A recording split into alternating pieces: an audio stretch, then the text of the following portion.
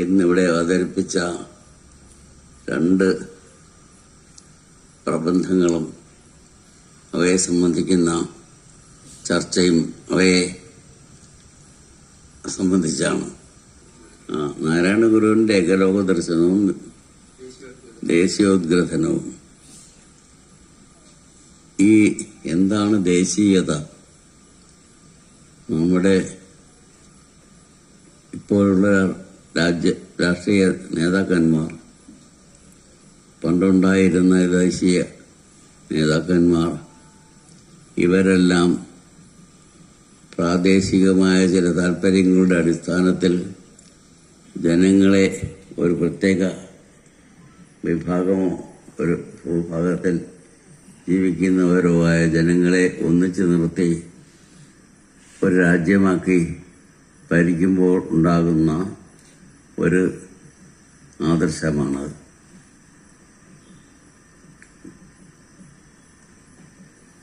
അതിൻ്റെ അടിസ്ഥാനം എന്ത് എന്ന് ചോദിച്ചാൽ, ഈ കാൽപ്പനികമായ ഇപ്പോൾ ഇനി അടുത്ത ഒരു രാജ്യം വന്ന് ഇന്ത്യയെ ആക്രമിച്ച് തോൽപ്പിച്ച് അവരുടെ അധീനതയിലാക്കിയാൽ ഇപ്പോഴുള്ള ദേശീയതയുടെ സ്വഭാവമൊക്കെ മാറിയെന്ന് വരും, തലതിരിഞ്ഞു എന്ന് വരും. ഏതായാലും ഇത് ഒരു തരത്തിൽ പറഞ്ഞാൽ, ഗുരുകുലത്തിൻ്റെ ഭാഷയിൽ പറഞ്ഞാൽ, സാപേക്ഷമായ റിലേറ്റീവായിട്ടുള്ള ഒരു ആദർശമാണ്. ഇത് ഉണ്ടാക്കിയെടുത്തതാണ്, ആരും ഉണ്ടാക്കിയതല്ല. പലകാലം നമ്മുടെ ഇന്ത്യ രാജ്യം സ്വാതന്ത്ര്യം പ്രാപിക്കുന്നതിന് തൊട്ടു മുമ്പ് വരെ ഇവിടെ ഇന്ത്യയിൽ എത്ര രാജ്യങ്ങളുണ്ടായിരുന്നു, അവർക്കെല്ലാം പ്രത്യേകം ദേശീയതയും ഉണ്ടായിരുന്നു. ഇപ്പോൾ അതിൻ്റെ സ്വഭാവം മാറി.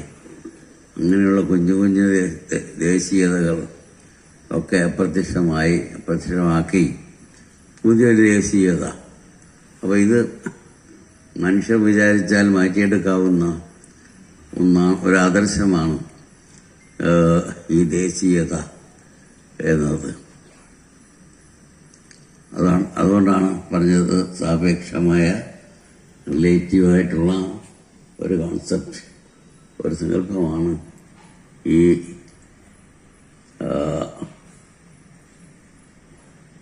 എന്താണ് ദേശീയത. അതുകൊണ്ടാണ് അതിൻ്റെ ഉദ്ഗ്രഥനം എപ്പോഴും ആവശ്യമാണ്. അവയെ കൂട്ടിയിണക്കി നിർത്തുന്ന ഒരു മനോഭാവം ജനങ്ങളിൽ വളർത്തിയെടുക്കേണ്ടത് ഒരാവശ്യമായിട്ട് നേതാക്കന്മാരും രാജ്യഭരണതന്ത്രവും ഒക്കെ വിചാരിക്കുന്നത്. ഇതിൽ നിന്നും തികച്ചും വ്യത്യസ്തമാണ് നാരായണ ഗുരു കണ്ട ഏകലോക ദർശനം. ഒരു തരത്തിൽ പറഞ്ഞാൽ, ആദ്യം പറഞ്ഞത് ജനങ്ങൾ ഉണ്ടാക്കിയെടുത്തതാണ്, അത് എപ്പോഴും ആളൊക്കെ മാറ്റിയെടുക്കാം. രണ്ടാമത്തെ ദേശീയതയല്ല, എന്താണ് ഏകലോക ദർശനം. അത് ആരും ഉണ്ടാക്കിയെടുത്തതല്ല, ഇനിയോട്ടുണ്ടാക്കുകയും വേണ്ട.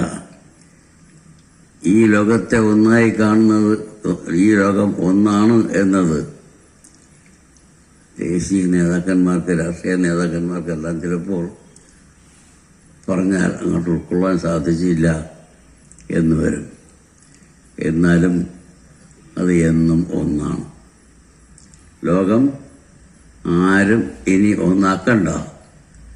എല്ലാ ഭൂഭാഗങ്ങളും കൂടി ചേർന്ന് ഭൂമിമണ്ഡലം ഒന്നാണ്.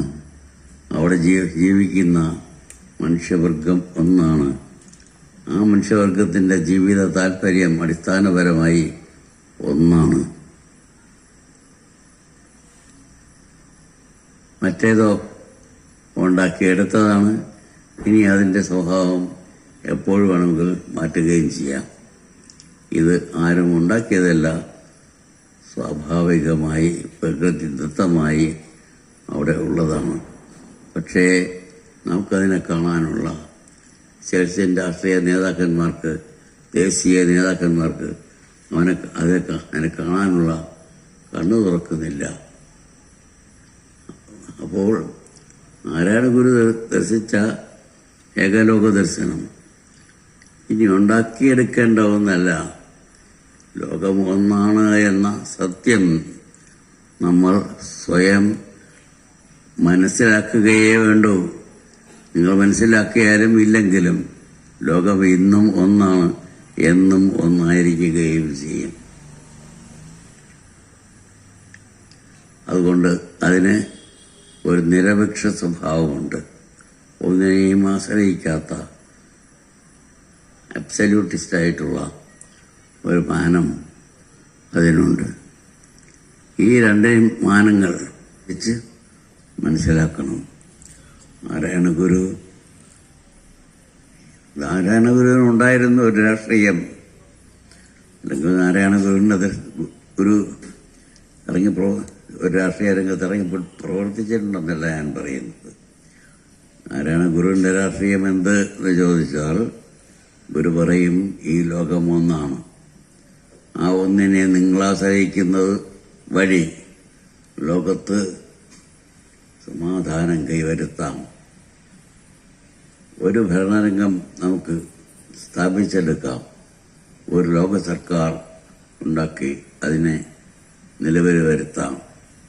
ഇന്നതിനുള്ള ഒരു സാഹചര്യവുമില്ലാതെ സാപേക്ഷമായ റിലേറ്റീവായിട്ടുള്ള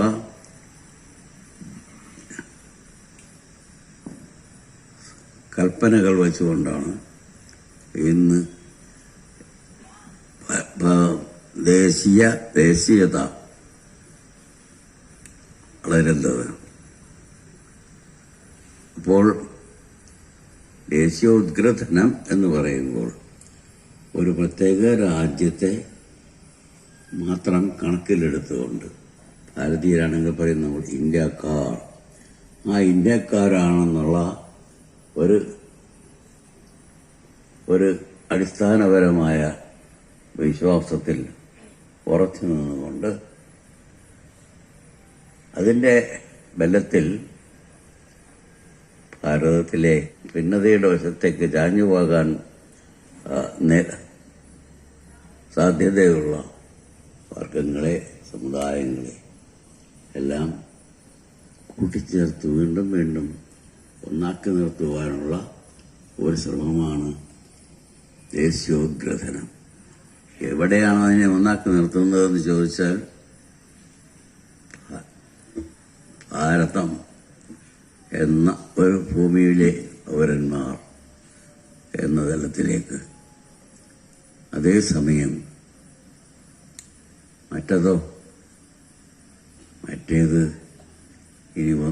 ഇനി ഉണ്ടാക്കിയെടുക്കേണ്ടതായ ഒരു ദർശനമല്ല, അത് സത്യദർശനമാണ്. സത്യദർശനം എന്നും ഒന്നായിരിക്കും. ആ സത്യദർശനത്തിൻ്റെ അടിസ്ഥാനത്തിൽ ഒരു രാഷ്ട്രീയ രംഗം നമുക്ക് ഇവിടെ സ്ഥാപിച്ചെടുക്കാൻ സാധിക്കുമെങ്കിൽ അതിനെപ്പറ്റി ഉള്ള വിചിന്തനം നടരാജഗുരു വളരെയേറെ നടത്തിയിരിക്കുന്നു. അതിനെപ്പറ്റി ഉള്ള ഒരു പൊളിറ്റിക്സിൻ്റെ രാഷ്ട്രമീമാംസ അല്ലെങ്കിൽ രാഷ്ട്രതന്ത്രം എന്ന് പറയുന്ന ആ ഒന്ന് ഇനി നമുക്ക് ഉണ്ടാക്കിയെടുക്കേണ്ടിയിരിക്കുന്നു. അതിൻ്റെ അടിസ്ഥാനത്തിൽ ലോകമൊന്നാണ് എന്നുള്ള അടിസ്ഥാനപരമായ വിശ്വാസമല്ല, അത് സത്യമാണ്.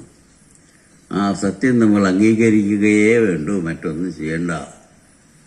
മറ്റിടത്ത് എത്ര നിങ്ങൾ ഈ രാജ്യത്തെ ഭിന്ന ഭാഷകൾ സംസാരിക്കുന്നവരായാലും കൊള്ളാം, ഭിന്ന ജീവിത രീതികളുള്ളവരായിരിക്കാനും കൊള്ളാം, ആയിരിക്കുന്നവരായാലും കൊള്ളാം, നമ്മൾ ഭാരതീയരാണ് എന്നൊരൊറ്റ ഐഡന്റിറ്റി എല്ലാവർക്കും ഉണ്ടാക്കിയെടുക്കുവാനുള്ള ശ്രമത്തെയാണ് ഈ ദേശീയ ഉദ്ഗ്രഥനം എന്ന് പറയുന്നത്.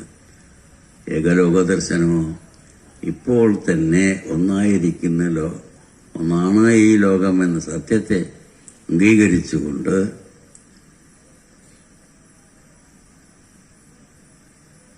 ലോകത്തെ ഒന്നായി കണ്ട് ഇതിന് നമ്മൾ പഴയ പ്രധാനമന്ത്രിയായിരുന്ന ജവഹർലാൽ നെഹ്റു പോലും ഐക്യരാഷ്ട്രസഭയുടെ വേദിയിൽ കയറി നിന്ന് ഒരു ഏകോലക സർക്കാരുണ്ടാകുന്നതിനെപ്പറ്റി സംസാരിക്കുകയുണ്ടായി. അങ്ങനെയുള്ള ഒരു ഏകലോക സർക്കാർ അതിൻ്റെ അടിസ്ഥാനത്തിൽ ലോകമൊന്നാണ്, മനുഷ്യരാശി ഒന്നാണ്, അവരുടെ ജീവിത താല്പര്യങ്ങൾ അടിസ്ഥാനപരമായി ഒന്നാണ് എന്ന ആ ഒരു കാഴ്ചപ്പാടിലേക്ക് മനുഷ്യനെ ഉയർത്തിയെടുക്കുവാൻ, അതിനപ്പുറത്തേക്ക് മനുഷ്യന് ഉയരാൻ സാധിക്കുകയില്ല. അങ്ങനെ മാനത്തിലേക്ക് മനുഷ്യൻ്റെ അഭിമാനത്തെ, ഞാൻ ലോകപൗരനാണ്, മനുഷ്യരാശി എന്നൊരു വർഗത്തിലെ ഒരു വ്യക്തി മാത്രമാണ് ഞാൻ. ആ വ്യക്തി ഈ ലോകത്തിൽ ഭൂമിയിൽ ജീവിക്കുന്നു. ആ ഭൂമിയോട് ചേർത്ത് വെച്ച് തന്നെപ്പറ്റി ചിന്തിക്കുമ്പോൾ എന്താണ് ഉണ്ടാകുന്നത്? ഏകലോക ദർശനം. അതിനുവേണ്ട പൊളിറ്റിക്കൽ സയൻസിൻ്റെ കാര്യം ഞാൻ പറഞ്ഞു. അത് രാജഗുരു അതിന് രൂപരേഖ തയ്യാറാക്കി വച്ചിട്ടുണ്ട്. അതിന് അദ്ദേഹം കൊടുത്ത പേര് ജിയോ പൊളിറ്റിക്സ്. ആ ഒരു മനോഭാവത്തിലേക്ക് മനുഷ്യരാശിയിലെ ഓരോ വർഗത്തെയും അവൻ്റെ മനോഭാവത്തെ വളർത്തിയെടുക്കുന്നതിന്, വികസിപ്പിക്കുന്നതിന് ആവശ്യമായ ഒരു വിദ്യാഭ്യാസ രംഗം വേണം. അതൊന്നും രാജഗുരു തന്നെ തയ്യാറാക്കി വെച്ചു. വേൾഡ് എഡ്യൂക്കേഷൻ മാനിഫെസ്റ്റോ എന്ന ഒരു പുസ്തകത്തിലൂടെ അതിന് സഹായിക്കുന്നതായ, ലോകത്തെ ഒന്നായി കണ്ടുകൊണ്ട്, മനുഷ്യരാശിയെ ഒന്നായി കണ്ടുകൊണ്ട് അവരുടെ ആനന്ദം നിലനിർത്തുന്നതിന് വേണ്ടി സഹായിക്കുന്ന ഒരു ഏകലോക സാമ്പത്തിക ശാസ്ത്രവും രാജഗുരു സംവിധാനം ചെയ്തതിൻ്റെ അതിൻ്റെ രൂപരേഖ തന്നെ തയ്യാറാക്കി വയ്ക്കുകയുണ്ടായി. ഇങ്ങനെ എല്ലാ രംഗത്തും നാരായണ ഗുരുവിൻ്റെ ദർശനത്തിന് നമ്മൾ കേരളത്തിൻ്റെ ഒരു ചാവട്ടത്തിനകത്തു നിന്നുള്ള ഒരു കാഴ്ചപ്പാടിലൂടെ അല്ല നാരായണ ഗുരുവിൻ്റെ ദർശനത്തെ നമ്മൾ കാണേണ്ടത്. എപ്പോഴും മനുഷ്യരാശിയെ ഒന്നായി മാത്രമേ നാരായണ ഗുരു കണ്ടിട്ടുള്ളൂ.